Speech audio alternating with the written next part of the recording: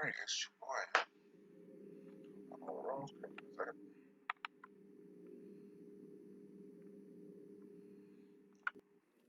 Madam President. The Majority Leader.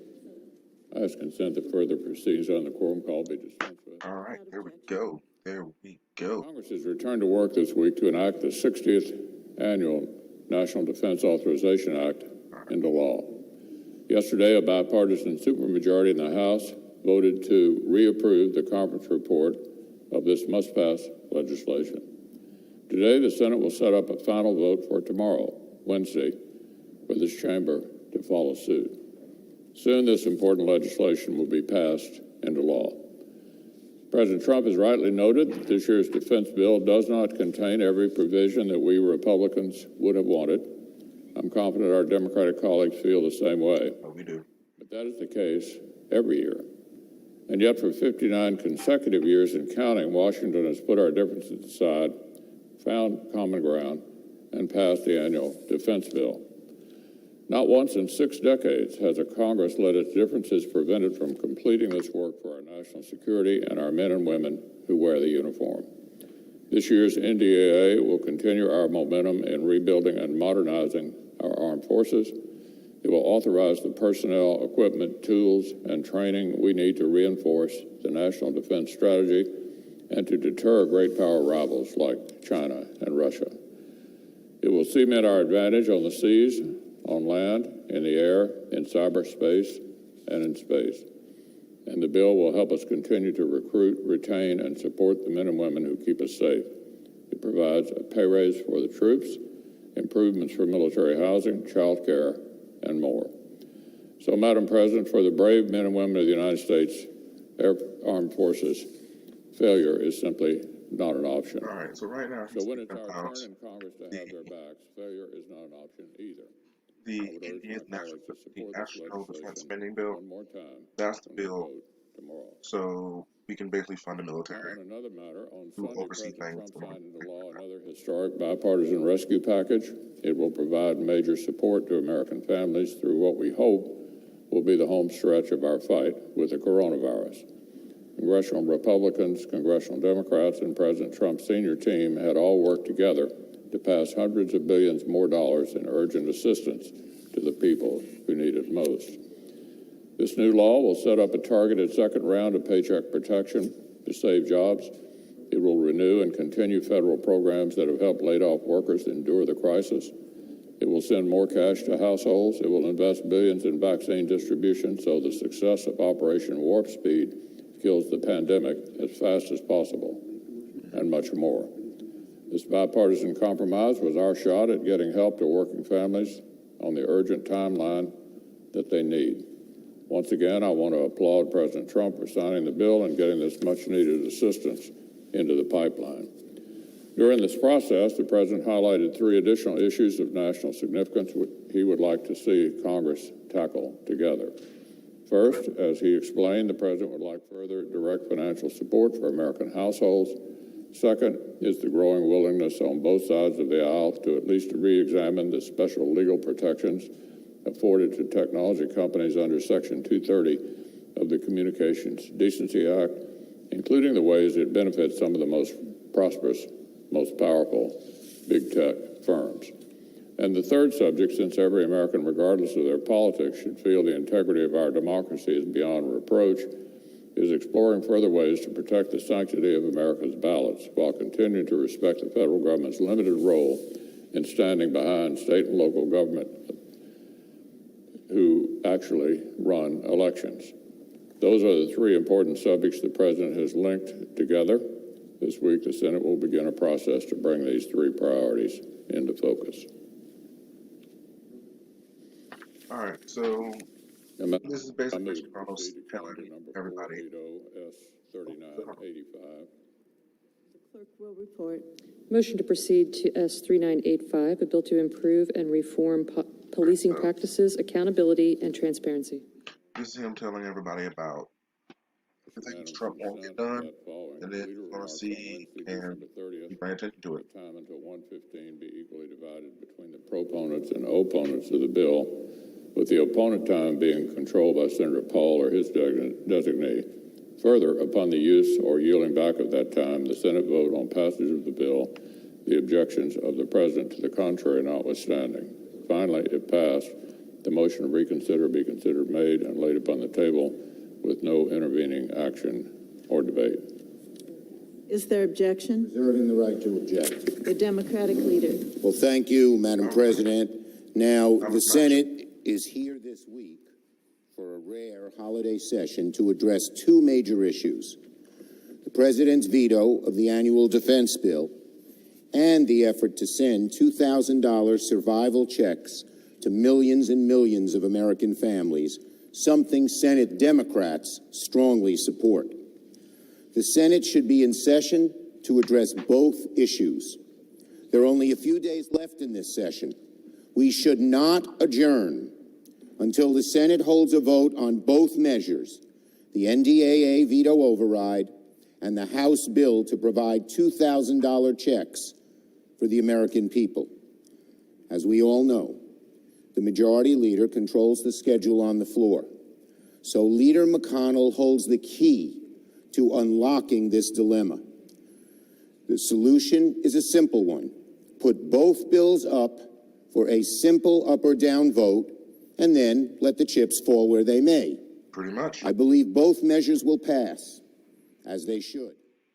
But Leader McConnell must allow the Senate to vote on both pieces of legislation, the defense bill and the $2,000 checks, before we go home. Yeah. We will start the process on overriding the President's veto of the defense bill Let the tomorrow. Republicans hold each other's Today, feet at to the the end fire. of my remarks, I will ask the Senate's consent to take up the House-passed bill to provide the American people immediate survival checks of $2,000 a person. Yep. Throughout this pandemic, working Americans have taken it on the chin. Right now, they're facing their hardest and their darkest days. Tens of millions have lost their jobs. Tens of millions are struggling to put food on the table, keep a roof over their heads.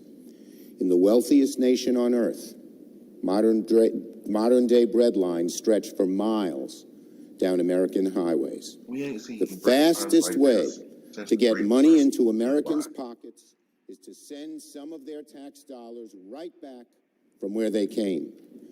$2,000 stimulus checks could mean the difference between American families having groceries for a few extra weeks or going hungry. The difference between paying the rent or being kicked out of your home that you've lived in for years. Yep. It could buy precious time for tens of millions of people as the vaccine, thankfully, makes its way across the country. Of course, we could have taken up this issue weeks ago. In the COVID bill Congress just passed, Democrats wanted generous direct payments to the American people. Speaker Pelosi and I repeatedly asked our Republican counterparts how much they could support. Their answer, $600. It was a compromise many of us were not happy about. I came to the floor myself with the senator from Vermont to ask that we double at least the size of those checks. Back to the The original. Republican 100. senator objected. $600 was the most Republicans would support. Well, my colleagues and my fellow Americans, $600 is not enough. Yep. Not enough for the mother in Nashville, $4,000 behind on the rent, whose water was shut off earlier this month.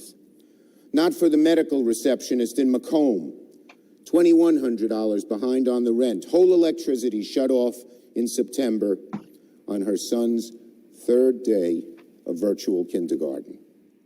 Not for the 12 million Americans who have fallen on average nearly $6,000 behind on their rent and their utilities, or the 26 million Americans who have had trouble putting food on the table in the past 5 days.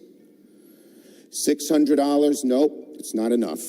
So in a moment, I will move to have the Senate take up the House bill to increase that number to $2,000, which I might add had broad bipartisan support. I don't want to hear that we can't afford it. I don't want to hear that it would add too much to the deficit. Senate Republicans added nearly $2 trillion to the deficit to give corporations a massive tax cut. Republicans just fought to include a tax break were 3 martini lunches in the COVID relief bill. So I don't want to hear it that it costs too much to help working families get a check when they're struggling to keep their jobs, pay their families, pay their rent, feed their families, Hallelujah. and live a halfway normal and decent life. Even in our deeply divided times, Madam President, this issue has united Americans from coast to coast and bridged the massive political divide here in Washington. A vast majority of the public, Republican and Democrat, strongly support $2,000 checks. An overwhelming bipartisan majority in the House supports 2,000 checks. Senate Democrats strongly support $2,000 checks. Even President Trump supports $2,000 checks. There's one question left today. Do Senate Republicans join with the rest of America in supporting $2,000 checks? We gonna find Now, out. some of my Republican colleagues have said they support the checks, but there's a major difference in saying you support $2,000 checks and fighting to put them into law. Yep. The House bill is the only way to deliver these stimulus checks before the end of session. Will Senate Republicans fight for a vote on the House-passed Cash Act, or will they look some other way? Hopefully. Will Senate Republicans stand against the House of Representatives, the Democratic majority in the Senate, and the president of their own party to prevent these $2,000 checks from going out the door? We're about to get the answers to these questions. Hopefully it's good news. So now, Madam President, I ask consent to set the NDAA, no, sorry. All right, come on. Madam President, where am I? Would the senator modify his request to include a unanimous consent request that the to include unanimous consent that the Senate proceed to the immediate consideration of H.R. 9051, a bill received from the House to increase recovery rebate amounts to $2,000 per individual, that the bill be read a third time and passed, the motion to reconsider be considered, made, and laid upon the table with no intervening action or debate. Survey says. Is there objection to the modification? Object. Objection is heard. Of course he does. Is there objection to the original request? The senator from Vermont. Thank you, Madam President.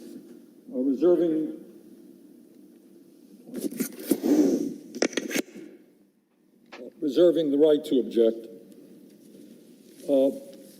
We should all be very, very clear. All right, so this is him basically Working class of this country a chance to today speak, and then he's just going to draw faces his objection. more economic desperation than at any time since the Great Depression of the 1930s. And working families need help now. Yep. Not next year, but right now. Last night, the House of Representatives, with a 2/3 majority, 275 to 134, 2/3 bipartisan vote, And it's hard to get these people to moved agree to what time increase it the is. direct payment going to working families from $600 per adult to $2,000 per adult. Yep.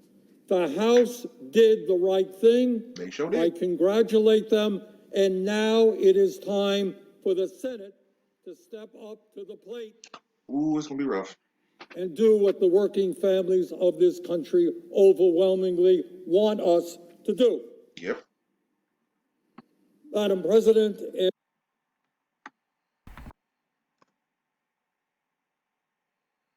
Nope. Got some lag going. Maybe.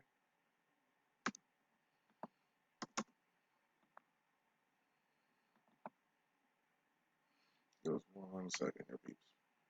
as a result of the pandemic, tens of millions of Americans have lost their jobs and their incomes. These families in the middle of the winter now face the threat of eviction Yep. and the possibility of being thrown out in the streets. There was Hunger actually in America is case at a little the while highest ago level that it has of a been child froze to for death decades, to death on a park bench with moms and just because they dads got evicted. struggling to feed their kids and working families lining up mile after mile to get emergency food packages. We are even seeing an increase in grocery store shoplifting as desperate Americans try to keep their families from going hungry. All of this taking place in the wealthiest country in the history of the world. You're right, though. We got the money. Madam President, over the last They number just of don't want to years, see as the I US think everybody in money America being knows, government. Congress has provided massive tax breaks for the very wealthiest people in our country, Yep. which is one of the reasons why today we have more income and wealth inequality than any time since the 1920s. In fact, in the midst of this pandemic, this terrible pandemic, inequality has grown worse, with many in the billionaire class seeing their wealth increase by hundreds of billions of dollars, while average Americans struggle to put food on the table.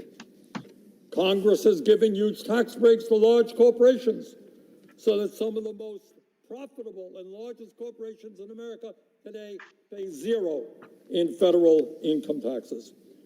We have just passed the largest military budget in the history of our country, That we did. $740 billion, more than the next 10 nations combined. And by the way, there was almost no debate about the size of that huge budget. Trump's veto dealt with other issues. Meanwhile, over 500,000 Americans are homeless. Half of our working families are struggling to survive paycheck to paycheck. Yep. And in the midst of this terrible, unprecedented pandemic, over 90 million Americans are uninsured or underinsured in the midst of a pandemic, and they're not sure whether they can afford to go to a doctor. This is true. A lot of people just go to work. Madam President, COVID. we are coming to the close of one of the most terrible and painful years in American history. That is a tragic fact. Over 330,000 of our people have died from COVID-19, and as we speak, we are seeing record-breaking numbers of new cases and hospitals around the country being overwhelmed with new admissions. During the last year, the education and well-being of tens of millions of our young people, from childcare to graduate school, has been disrupted. And the terrible emotional isolation that this pandemic has caused, where people are unable to spend time with their family or their friends, has resulted in a huge increase in mental illness, drug addiction, and even suicide. Yeah, you're right. Madam President, as I mentioned, the House has done the right thing. By an overwhelming vote, Democrats and Republicans voted to increase that $600 direct payment to $2,000. And they should. Recent poll came out. $600 78% of the American people think that was the right decision. They're hurting. It's just a slap They in the want face. help. The leaders of our country, President Trump, President-elect Biden, Minority Leader Chuck Schumer, the Speaker of the House, Nancy Pelosi, are all in agreement. We have got to raise that direct payment to $2,000. You do, because $600 So that is where isn't we gonna are help right now anybody. in this historic Hell, moment. barely know about PS5. Do we turn our backs on struggling working families, or do we respond to their pain? So, Madam President, would the senator modify his request that immediately following the vote on the veto override, the Senate proceed to the consideration of H.R. 9051, Oh, that the bill be considered read a third time, and the Senate vote on passage of the bill without intervening action or debate. Further, that if passed, the motion to reconsider be considered made and laid upon the table. Is there objection to the request for modification? Object. Objection is damn, heard. Mitch.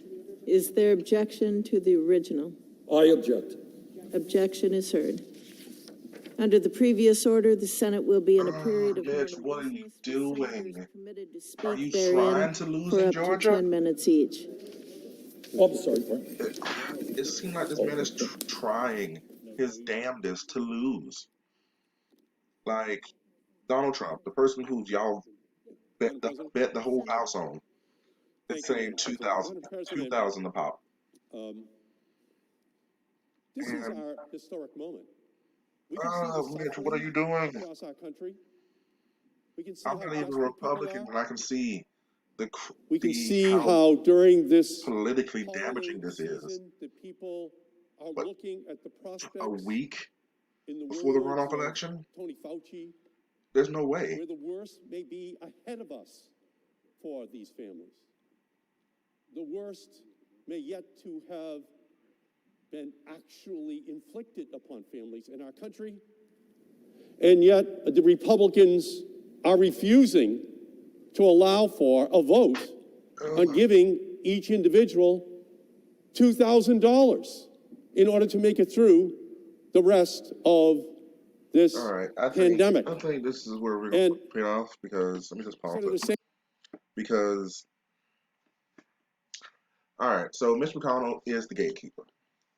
He's living up to his name as the Grim Reaper, because if he doesn't say we gonna vote on it, the Senate doesn't vote. He's the one who has to bring bills to the floor. And if he said I ain't voting on shit, they ain't voting on nothing. There's nothing to vote on, because he won't let the vote happen. And while that's smart for him to make it look like his party, at least in the Senate, is on lockstep, everybody else who looks this much deeper can see it's not. Because if the Senate Republicans vote like the House Republicans, this is going to pass.